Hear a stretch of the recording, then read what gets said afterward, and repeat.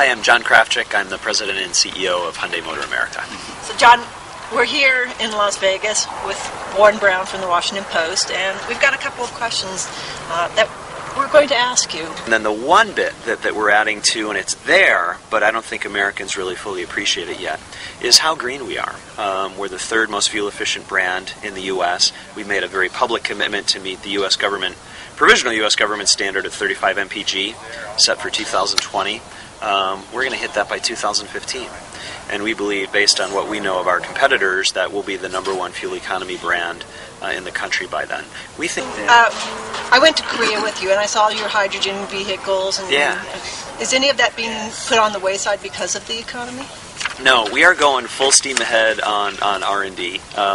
Now's the time for a brand like ours and a company like ours to make gains in the industry, right? What alternative energies are you putting into your vehicles? Which ones will come out? We are still Hyundai, and value has to be #1. Mm-hmm. So we will have hybrids, and hybrid will be our first kind of alternative fuel vehicle. When, John? It will be part of the Sonata, the all-new Sonata that launches. The all-new Sonata launches first quarter next year. The hybrid version of that will launch toward the end of next year. Well, there's some debate as to whether or not the hybrid Sonata is going to be called the Sonata. Yeah, and I'm not sure exactly where that's coming from, but right now it's a Sonata. But it will be the Sonata hybrid? Okay. Yeah, it will be the Sonata hybrid. Hybrid blue drive. We're using the color blue as kind of our overall green positioning state. What about electric vehicles? We have plug-ins coming, right, which is the natural step, and I think long-term, any automaker who wants to continue growing through 2050 is going to have strong electrification plans. It would make sense that you use LG Chem batteries? Yeah, and we are. We're using LG Chem, and one of the things we're proud of... As she often does. Lost me on that one. What's an LG Chem? LG Chem. So LG is a Korean company that's in our supplier base. Sure.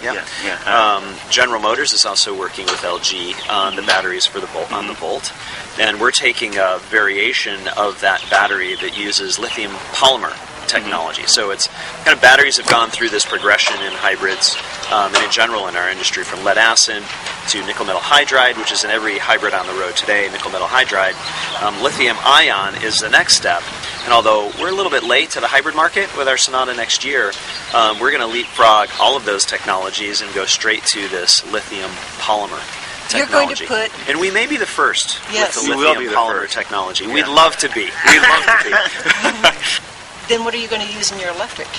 Similar technology in the electric and the plug-in hybrid. What many people now are referring to plug-in hybrids as electrics because they can do typically 20, 30, 40 miles. So, And I was beginning to wonder if that was kind of a mindset in so-called emerging Asian, economies. Yeah. I mean, is this a mindset? I think there could be something to that, because you think about the difference between a pure electric vehicle and the propulsion system for that compared to a gasoline engine. And gasoline engines have, literally hundreds of moving parts, and they're going up and down, and they're rotating, they're doing all kinds of things. And then you compare that to the propulsion system on an electric vehicle, and it's a handful of moving parts, and it's completely different technology. So if you were, BYD. So if you were a new entrant, looking to crack Western markets, I think it'd be a very clever way to go. You don't have that investment. You don't actually have the technology or know-how to do good internal combustion engines. Internal combustion engines are extremely complicated devices. It's not a simple thing at all, right? So that they can, if they choose, try and skip that, right, and move to what many think will be the end game. It's an interesting idea. BYD is owned by Warren Buffett, not Brown. Or 10% is owned by them. Yeah. So your job, John, will be somehow to keep Hyundai in the shadows. Everybody's kind of like discovering, Hyundai's really kind of like smart, so forth and so on. Until such time as you can come up with, like a true first. As well, and blow everybody out of the way. It would be, to me, the saddest thing would be if everybody started saying, "Oh yeah, Hyundai, oh yeah, sure,"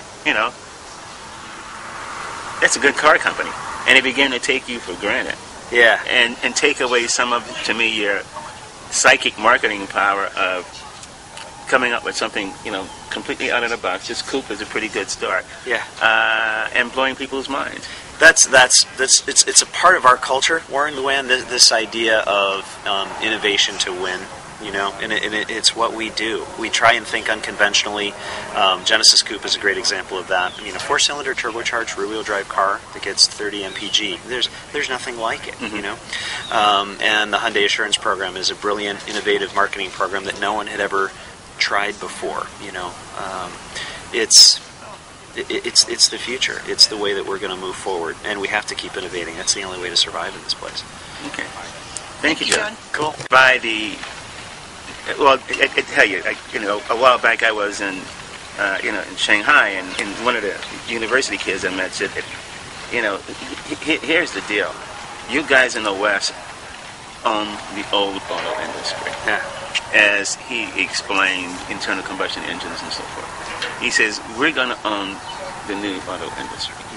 Mindset and so-called emerging Asian, economies. Yeah. I mean, is this a mindset? I think there could be something to that, because you think about the difference between a pure electric vehicle and the propulsion system for that compared to a gasoline engine. And gasoline engines have literally hundreds of moving parts, and they're going up. If you were a new entrant, looking to crack Western markets, I think it'd be a very clever way to go. You don't have that investment. You don't actually have the technology or know-how to do good internal combustion engines. Internal combustion engines are extremely complicated devices. It's not a simple thing at all, right? So that they can, if they choose, try and skip that, right, and move to what many think will be the end game.